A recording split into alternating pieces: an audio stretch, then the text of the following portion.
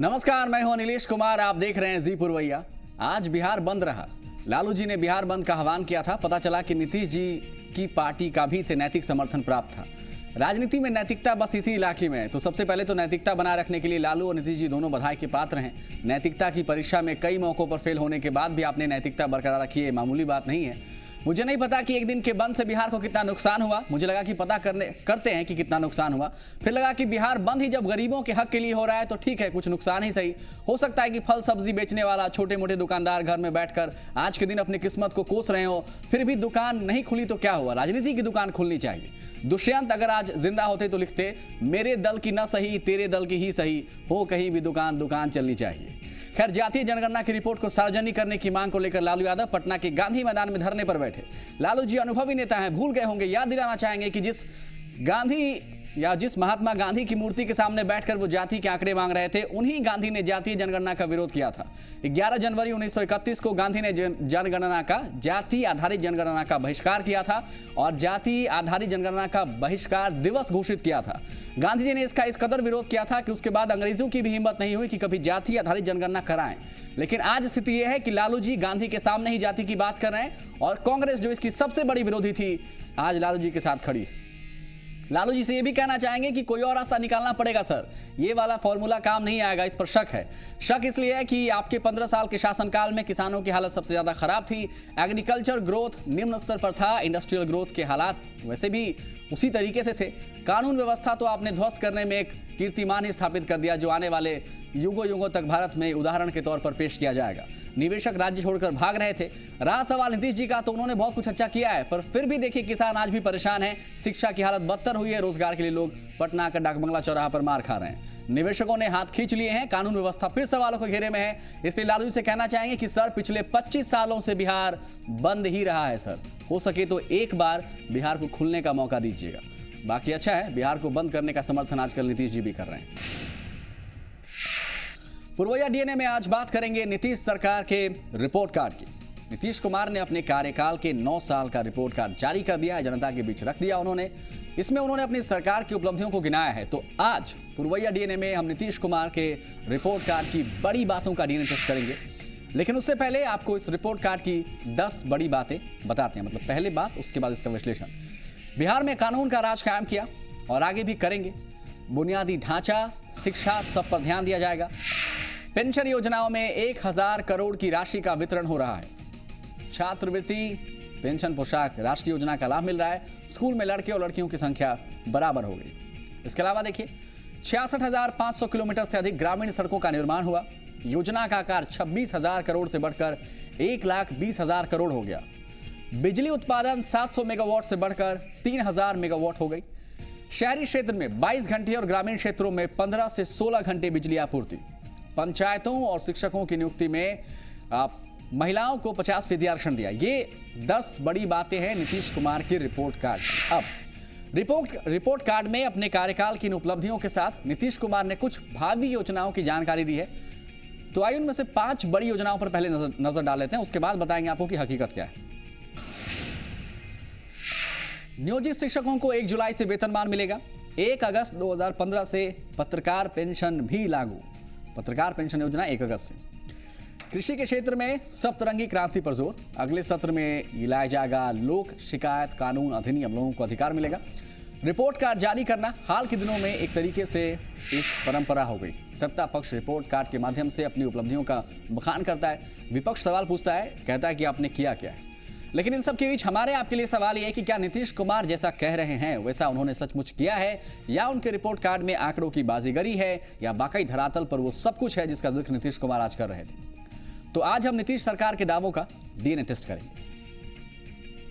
सबसे पहले बात कानून व्यवस्था की। नीतीश कुमार जब 2005 में उन्होंने बिहार की सत्ता संभाली थी, उस समय कानून व्यवस्था को दुरुस्त करना उनके सामने एक चुनौती थी। जो बिहार के लोग हैं वो इस बात से अच्छी तरह वाकिफ हैं। वर्ष 2005 में संज्ञेय अपराधों की संख्या देखिए कितनी थी। 2005 से हम तुलना करें, थोड़ा ध्यान से सुनिएगा, आंकड़े हैं 1,04,778 संज्ञेय अपराध। तब अपहरण, लूट जैसी घटनाएं आम हुआ करती थी। रिपोर्ट कार्ड जारी करते हुए नीतीश कुमार ने कहा कि अपने कार्यकाल के दौरान उन्होंने कानून का राज कायम करने का प्रयास किया। बयान सुनाएंगे आपको। राज्य के ऊपर जो जवाबदेही होती है उस जवाबदेही का पूरी निष्ठा के साथ और पूरी जिम्मेवारी के साथ निर्वहन किया है।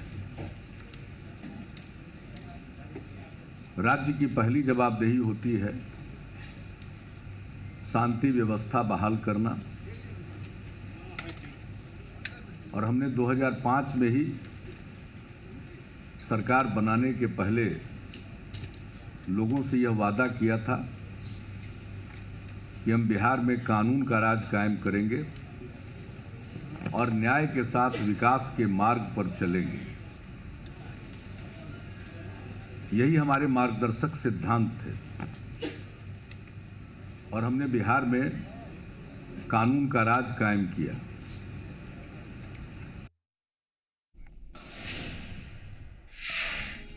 चलिए बिहार पुलिस के आंकड़ों से ही शुरू करते हैं। बिहार पुलिस के आंकड़े नीतीश कुमार के दावों से अलग हैं। वर्ष 2014 में संज्ञेय अपराधों की संख्या बढ़कर 1,95,024 हो गई। वर्ष 2005 में हत्या के 3,423 मामले सामने आए थे। 2013 में क्या हुआ? 3,441 और 2014 में 3,404 सामने आए। 2005 में अपहरण के 2,226 मामले राज्य भर में आए थे, जो 9 साल बाद बढ़कर 6,570 हो गए। यानी अपहरण के मामले में बिहार में 3 गुना वृद्धि हो गई। नीतीश कुमार कानून व्यवस्था में सुधार की बात कर रहे हैं, लेकिन आंकड़े बता रहे हैं कि उनके शासनकाल में भी अपराध की घटनाओं में वृद्धि हुई है और इसलिए कानून व्यवस्था पर किया गया उनका दावा सवालों के घेरे में है। आगे बढ़ते हैं, इंफ्रास्ट्रक्चर की बात करेंगे तो बात करेंगे अब बुनियादी ढांचे के विकास की। नीतीश कुमार बुनियादी ढांचे के विकास को अपनी सरकार की बड़ी उपलब्धि बता रहे हैं। उन्होंने कहा कि उनके राज में न सिर्फ कानून का राज कायम हुआ, बल्कि लोगों ने विकास को महसूस भी किया। हम बयान सुनाएंगे पहले आपको।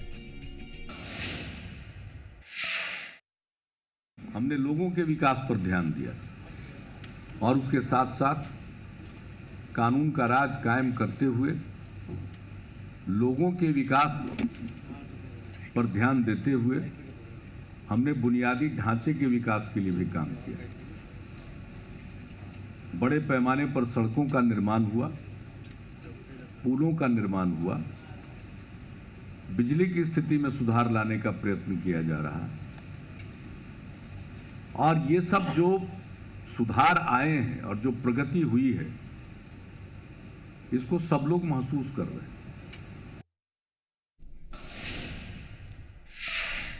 ये एक अहम बात है। वर्ष 2001 से 2005 के दौरान बिहार की विकास दर 2.9% थी। ध्यान देखिएगा, ध्यान से लीजिएगा। ये जो आंकड़े हैं, हम चाहते हैं कि लोगों को भी आराम से मिले और जो जेडीयू के समर्थक होंगे वो ये ना कहें कि हम सरकार के खिलाफ ही डीएनए टेस्ट करने बैठे हैं। ये अहम आंकड़े जो सरकार के पक्ष में। अब देखिए 2006-2010 के दौरान विकास दर जो है बिहार का, जो ग्रोथ रेट जिसे कहते हैं, वो 10.9 पहुंच गया। लेकिन इस दर के बाद बिहार में वर्ष 2013 में 33.74% लोग गरीबी रेखा के नीचे भी थे। Indian institute of public administration की रिपोर्ट कहती है कि विकास दर बढ़ने के बाद भी बिहार में पलायन बढ़ा है, एक बड़ी चिंता की वजह। हर वर्ष यहां से लगभग 44 लाख लोग देश के विभिन्न शहरों में पलायन करते हैं। तो बिहार से 44 लाख लोग देश के अलग अलग हिस्सों में जाते हैं, ये एक बड़ी चिंता है। लेकिन ये भी हकीकत है कि बिहार में ग्रोथ रेट बढ़ा। बिहार डेवलपमेंट रिपोर्ट 2013-14 के मुताबिक आधारभूत सुविधाओं में राज्य में वर्ष 2009 के बाद से 14.14% की वृद्धि हुई। ध्यान से सुनिएगा। राज्य के इकोनॉमिक सर्वे 2012-13 के अनुसार सड़क, पुल और इमारतों जैसी निर्माण परियोजनाओं ने राज्य की आर्थिक वृद्धि में लगभग 50% की भागीदारी की है। यानी इस आंकड़े के आधार पर, या ये जो आंकड़े हम आपको बता रहे हैं, इन आंकड़ों के आधार पर विकास की कहानी दिखती भी है। लेकिन उसके बाद भी बुनियादी जो ढांचा है उसके विकास में राज्य कहीं ना कहीं पीछे है और लोग आज भी बाहर जाने को मजबूर हैं। इसलिए सवाल वहां भी, लेकिन सरकार की सफलता भी। अब बात बिजली की करते हैं। इसको लेकर बहुत राजनीति होती है। नीतीश कुमार ने रिपोर्ट का जारी करते हुए कहा कि बिहार में बिजली की स्थिति सुधरी है। शहरों में 20 से 22 घंटे और जो गांव के इलाके हैं वहां 15 से 16 घंटे बिजली रह रही है। हम बयान सुनाएंगे। उस समय बिजली की आपूर्ति मात्र 700 मेगावाट की थी और अब बढ़कर 3012 मेगावाट हो गई। हम लोगों के अथक प्रयास से 36,000 से ज्यादा गांवों का विद्युतीकरण हो चुका है। इसमें से 26,373 गांव पूर्ण रूप से विद्युतीकृत हैं। 9,759 गांव आंशिक विद्युतीकरण हुआ। ग्रिड सब स्टेशनों की संख्या 45 से बढ़कर 97 हो गई। ट्रांसमिशन लाइन की लंबाई 5,000 सर्किट किलोमीटर से बढ़कर 8,638 सर्किट किलोमीटर हो गई। 2012 में 66वें स्वतंत्रता दिवस को अपने संबोधन में सीएम नीतीश कुमार ने कहा था कि अगर बिहार के हर गांव में बिजली नहीं पहुंचती है तो 2015 में वोट नहीं मांगेंगे। नीतीश सरकार ने राज्य के 26,373 गांव में बिजली पहुंचाई, लेकिन अभी साउथ बिहार में, दक्षिण बिहार में 1,283 और उत्तर बिहार में 2,866 गांव में बिजली नहीं पहुंची है और 4,149 गांव ऐसे हैं जहां इस साल के अंत तक बिजली पहुंचाने का लक्ष्य तय किया गया है। हालांकि इन आंकड़ों के बाद भी बिजली के क्षेत्र में सरकार की कोशिश को सराहा जा सकता है, क्योंकि बिहार में प्रति व्यक्ति बिजली की खपत पहले 123 यूनिट थी, जो आज 203 यूनिट है। वर्ष 2005 में बिहार में 700 मेगावाट बिजली थी, जो अब बढ़कर 3,012 मेगावाट हो चुकी है। अच्छे दिख रहे हैं इन आंकड़ों के बाद भी इस दिशा में सरकार को भी बहुत कुछ करना बाकी है। और भी अहम बयान नीतीश कुमार ने दिए, जिनका हम विश्लेषण करेंगे, उनका डीएनए टेस्ट करेंगे। कहीं मत जाइएगा, बहुत छोटा सा विराम।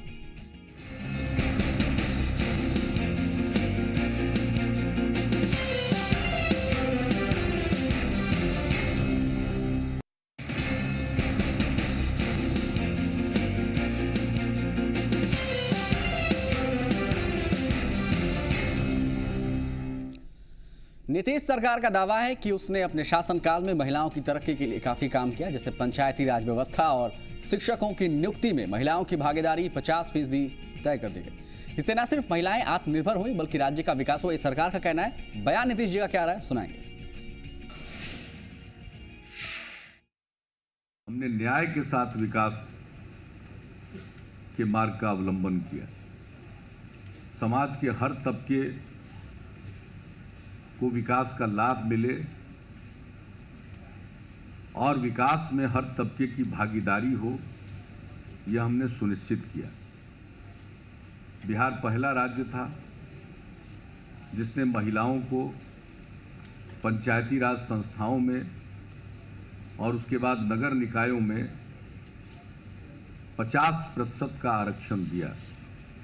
उसके बाद शिक्षकों की नियुक्ति में भी महिलाओं को 50% का आरक्षण दिया गया और बात वहां से आगे बढ़ी। और फिर जब हम उन्हें 50% का प्रतिनिधित्व दे रहे हैं तो उनकी शिक्षा पर भी जोर देना था। तो हमने लड़कियों की शिक्षा पर जोर दिया, सबकी शिक्षा पर जोर दिया। पंचायतों में महिलाओं को 50% आरक्षण देने के फैसले पर नीतीश कुमार सरकार की उपलब्धि कह रहे हैं। ठीक है, एक हद तक ये फैसला सही भी था उनका, लेकिन सच्चाई कई मायनों में उनसे अलग भी है, जो आज बात प्रेस कॉन्फ्रेंस में कही गई। आरक्षित पदों पर निर्वाचित ज्यादातर महिलाएं पारिवारिक पुरुषों के हाथों की कठपुतली या रबर स्टैंप बनकर काम करती रही हैं, ये आरोप उन पर लगता रहा है। बिहार में मुखिया पति, सरपंच पति, पार्षद पति, ये तमाम जुमले आम हो चुके हैं। हालांकि इसके बाद भी कुछ महिलाओं को इससे आगे बढ़ने का साहस मिला है, ये भी अच्छी बात है, लेकिन ऐसा सकारात्मक बदलाव इतना कम हुआ कि उस पर गड़बड़ियां भारी हो चुकी हैं या गड़बड़ियां भारी नजर आती हैं। सरकार इन गड़बड़ियों को दुरुस्त करने के बजाय इस आरक्षण का अधिक से अधिक राजनीतिक लाभ उठाने में लगी है, इसमें भी कोई दो राय नहीं है। आगे बढ़ते हैं। महिलाओं के सशक्तिकरण के बाद नीतीश लड़कियों के लिए चलाई गई योजनाओं का जिक्र करना नहीं भूले। उन्होंने कहा कि लड़कियों के लिए पोशाक योजना और साइकिल योजना चलाकर शिक्षा के क्षेत्र में क्रांति ला दी उन्होंने। बयान। लड़कियों की शिक्षा के क्षेत्र में जो अभिनव प्रयोग किए गए पोशाक योजना, उसके कारण लड़कियों की संख्या स्कूलों में बढ़ने लगी। और जब लड़कियों के लिए साइकिल योजना की शुरुआत हुई तो उसने तो एक तरह से सामाजिक परिवर्तन ला दिया। पटना शहर में भी लड़कियां साइकिल चलाती नहीं थी और जब गांव-गांव से लड़कियां साइकिल चलाकर स्कूल जाने लगी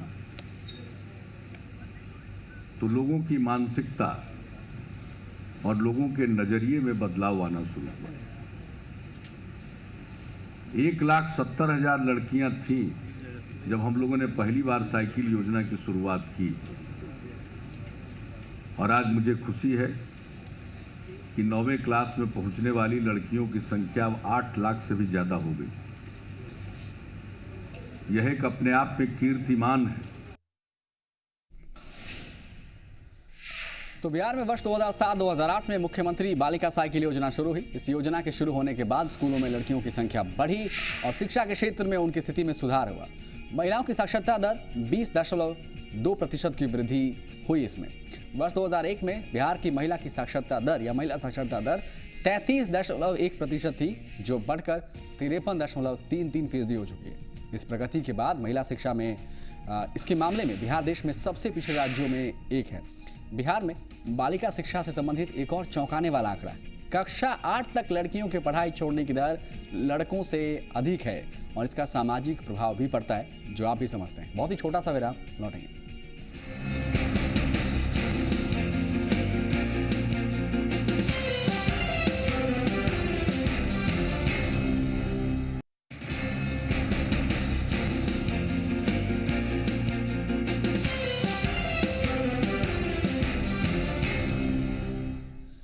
सीएम नीतीश कुमार ने अपनी सरकार की उपलब्धियों को गिनाते हुए कहा कि बिहार में पिछले एक दशक में स्वास्थ्य सुविधा में बेहतरी हुई है, वृद्धि हुई है। बयान सुनाएंगे। डॉक्टर और पैरामेडिकल स्टाफ की उपस्थिति प्राथमिक स्वास्थ्य केंद्र तक सुनिश्चित कराई गई।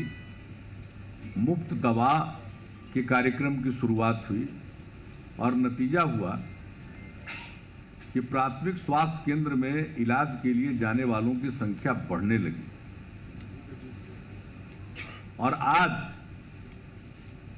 आंकड़े बताते हैं कि अब औसतन एक महीने में एक प्राथमिक स्वास्थ्य केंद्र पर 11,000 मरीज जा रहे हैं अपना इलाज कराने के लिए।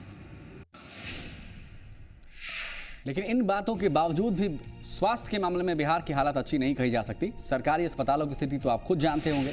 बिहार में स्वास्थ्य व्यवस्था को लेकर एक रिपोर्ट कहती है कि बिहार में शिशु मृत्यु दर, मातृ मृत्यु दर और कुल मिलाकर मोर्टालिटी रेट जो है वो देश के मुकाबले ज्यादा है। यानी हमारी माताओं के साथ साथ उनके बच्चों का जान भी खतरे में होता है। ट्रेनिंग का अभाव है एक बड़ी वजह।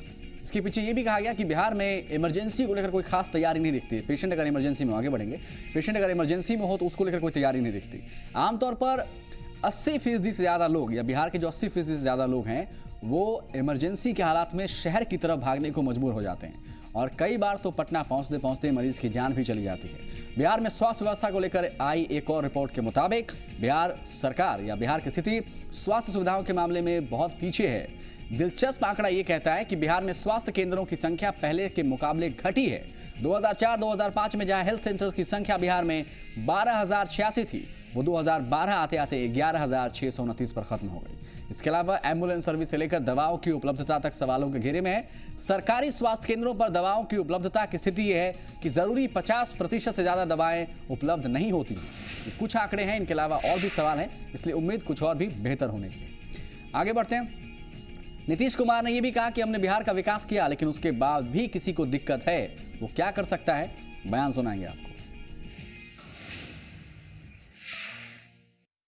तो 26,000 करोड़ से बजट का आकार बढ़कर 1,20,000 करोड़ से भी ज्यादा हो गया। अब विकास इसको नहीं कहते हैं तो विकास किसको कहते हैं? बहुत लोगों को विकास नजर नहीं आता है। मैं उनकी कोई सहायता नहीं कर सकता हूं। मैंने कुछ अपने आंख का इलाज कराया है। मैं आई स्पेशलिस्ट का नाम बता दे सकता हूं। अगर जांच करना हो तो जांच करवा लें। नीतीश कुमार कभी कहते थे कि सरकार की आलोचना की छूट है, आलोचना होनी चाहिए। आज सरकार के खिलाफ अगर आप सवाल उठाना चाहते हैं तो आपको चश्मा बदलना पड़ेगा। कल बताएंगे जरूर इस बात को कि नीतीश जी ने विचार बदले हैं या चश्मा बदल गया है। आज डीएन देखने के लिए बहुत बहुत शुक्रिया।